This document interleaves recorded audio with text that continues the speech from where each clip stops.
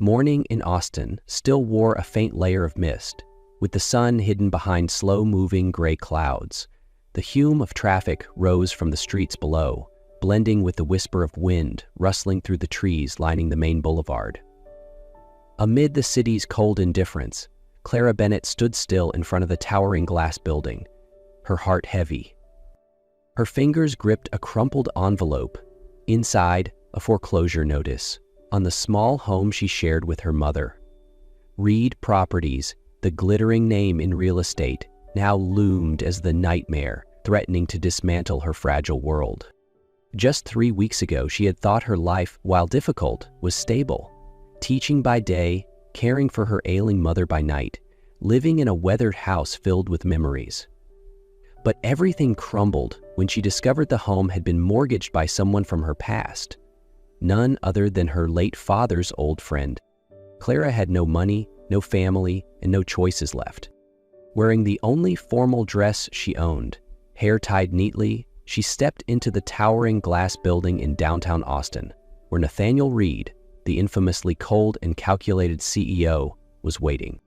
Clara stepped into the gleaming reception hall, its transparent glass walls casting reflections of both opulence and chill.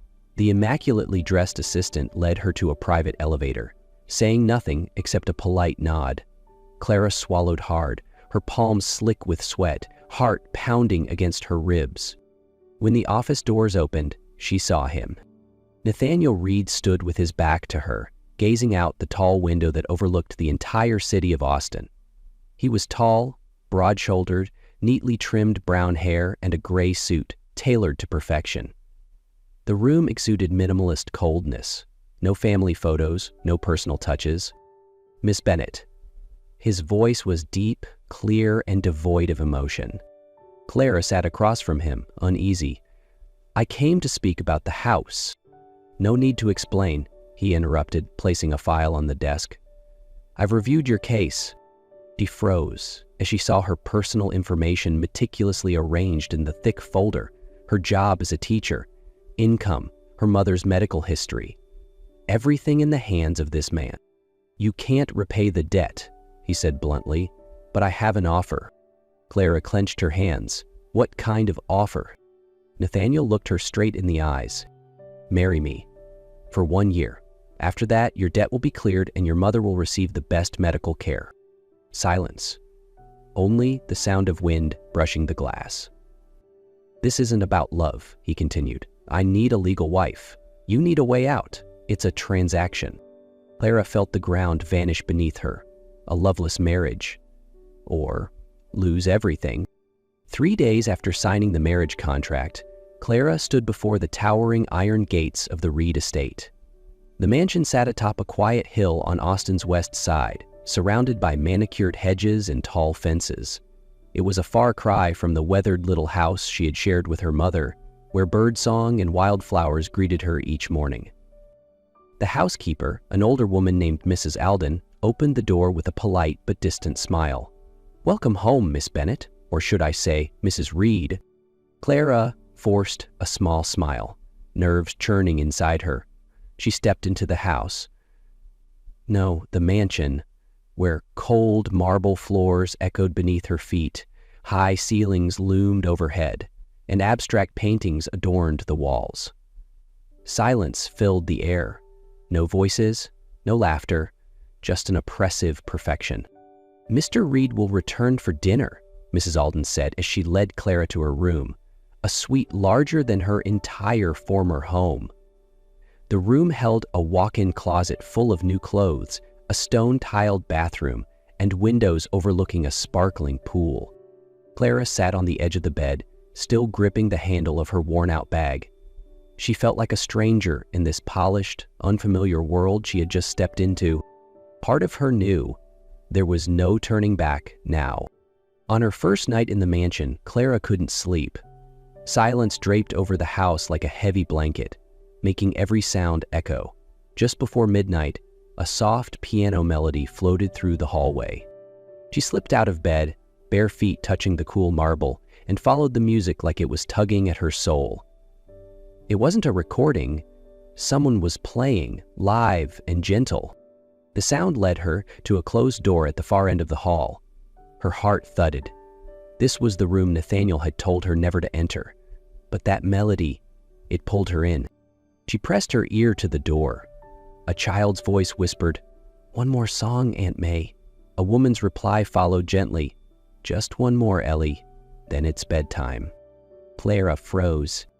Ellie, a child, in this house. She stepped back, bumping into a small console table. A vase toppled and shattered on the floor. The piano stopped. The door swung open. An older woman with kind eyes stared at Clara. "You are?" the woman asked. "Clara, I'm Nathaniel's wife." A little girl, around 5, peeked out. Big eyes, soft brown curls, but what stole Clara's breath was the ice blue gaze, just like Nathaniel's. "Are you my dad's new wife?" the girl asked. Clara knelt down and smiled gently. "Your name's Ellie, isn't it?" The girl nodded. "Do you like marshmallows?" Clara laughed softly, surprised by the warmth rising in her chest. But when Nathaniel appeared at the end of the hall, eyes blazing, she knew. Everything had just changed. "You weren't supposed to be there," Nathaniel said, voice low and deliberate, as Clara stepped into the library where he stood, facing the darkened window. "I didn't mean to eavesdrop, Clara began, but he raised a hand to stop her. Ellie wasn't part of the contract. Clara clenched her hands. "I didn't know you had a child." A heavy silence settled. At last, Nathaniel exhaled, his voice rough. "Isabel, Ellie's mother, died in a car crash 3 years ago. She called me that night. I chose work over going with her. She drove off angry and..." He stopped, still staring out the window. "After she died, I hid Ellie from the world. The press, the shareholders, the deals, they didn't need to know she existed." Clara stepped closer, her voice barely above a whisper. "But Ellie needs someone. She needs more than a shadow of a father." Nathaniel turned. The ice in his eyes now carried exhaustion. "You don't understand. I lost someone. I won't risk losing anyone else."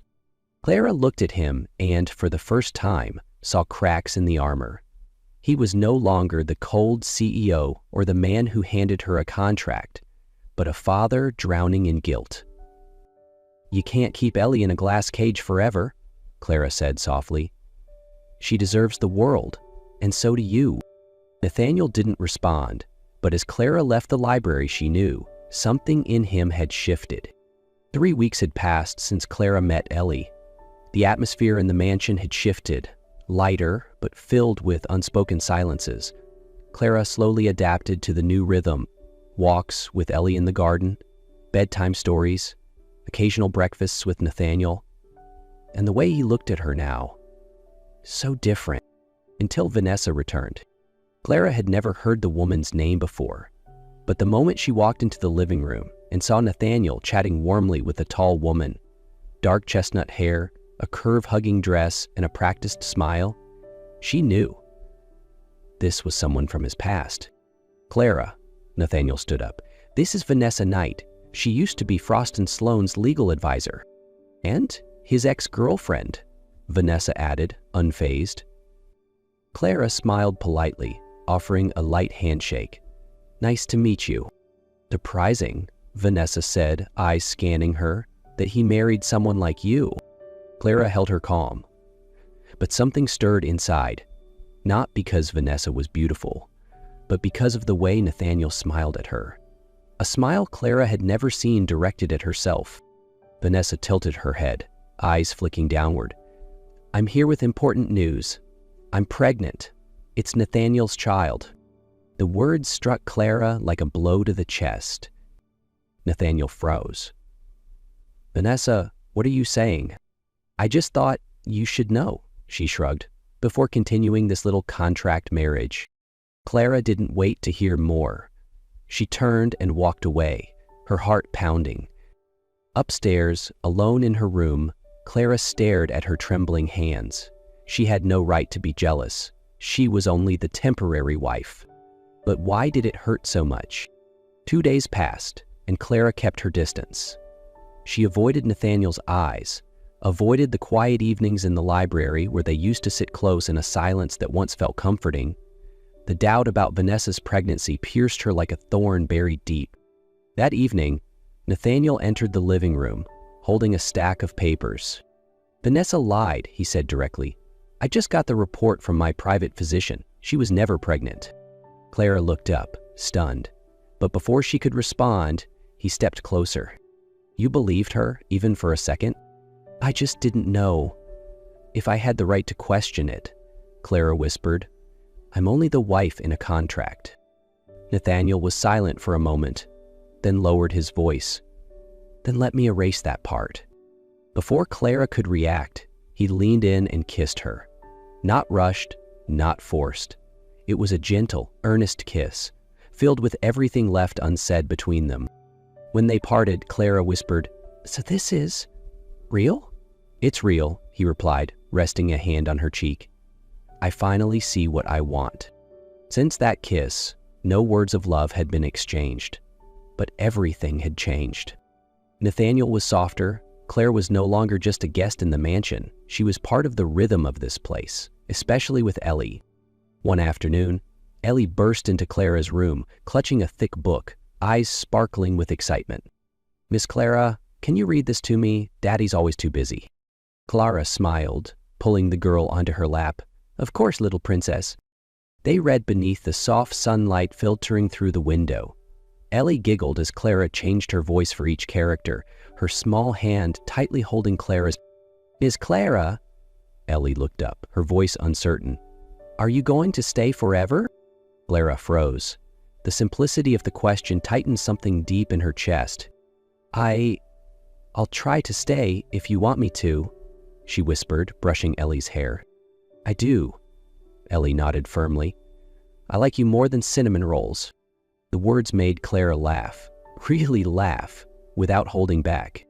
That night, Nathaniel stood silently by the door, listening to Clara's storytelling, Ellie's giggles echoing through the halls. And he knew this house had changed. Because of a woman he no longer wanted to let go. A sudden downpour struck as Clara read to Ellie in the living room. Nathaniel entered, his hair damp from the rain, but his eyes held something different, something deeper. "Clara," he said softly, "come with me." She hesitated but followed. Nathaniel led her to the glass house behind the mansion, roses drooping under the rain, their scent rich in the air. "I used to think needing someone made me weak," he began, voice raw. "But losing you would break me. You've changed everything." Clara stood still, rain trickling down her face. Or were they tears? Nathaniel knelt, pulling a small black velvet box from his pocket. No contract, no conditions, no expiration, just you, me, and Ellie. "Clara Hayes, will you marry me?" She brought her hand to her lips, overcome.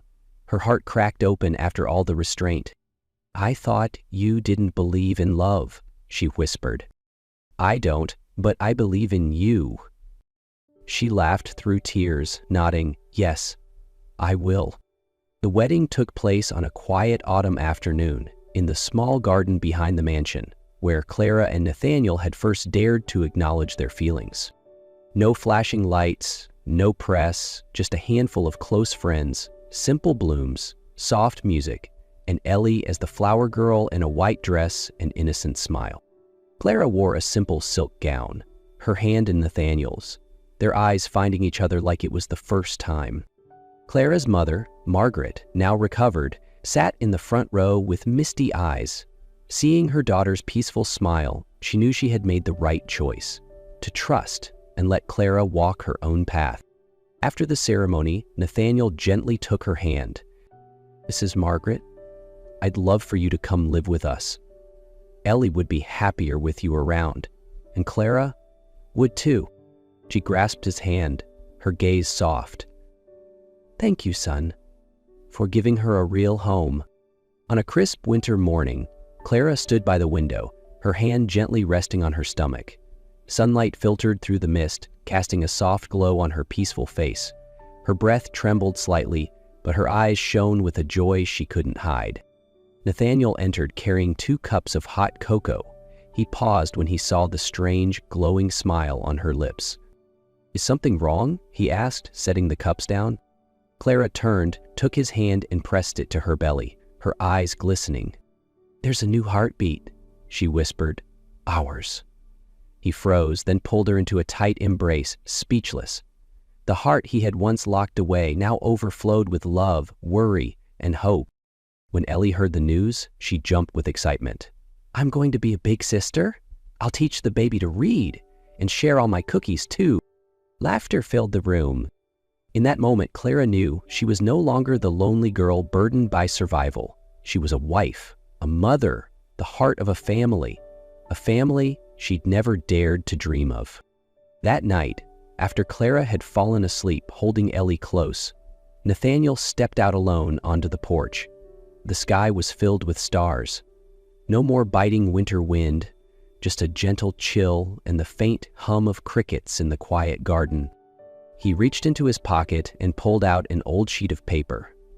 The marriage contract. The cold, calculated words were still there. Now just a faded trace of who he once was.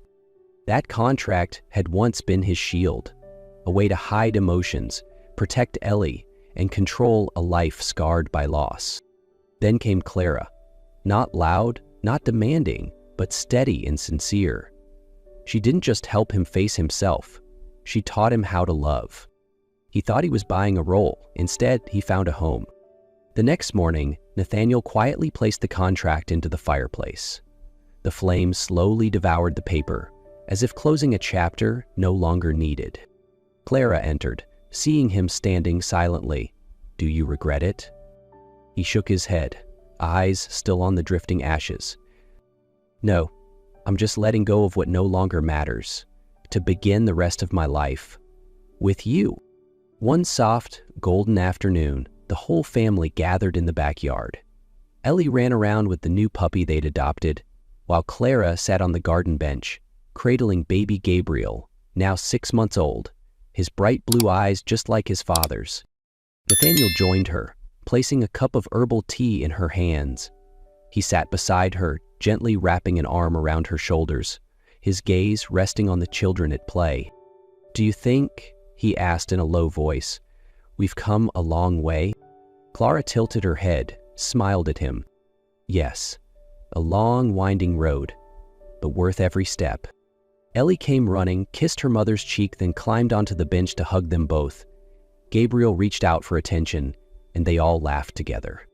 Once, their love had started with a cold contract.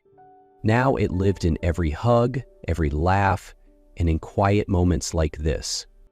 Clara leaned into Nathaniel's shoulder, her heart full of peace. Their family was complete.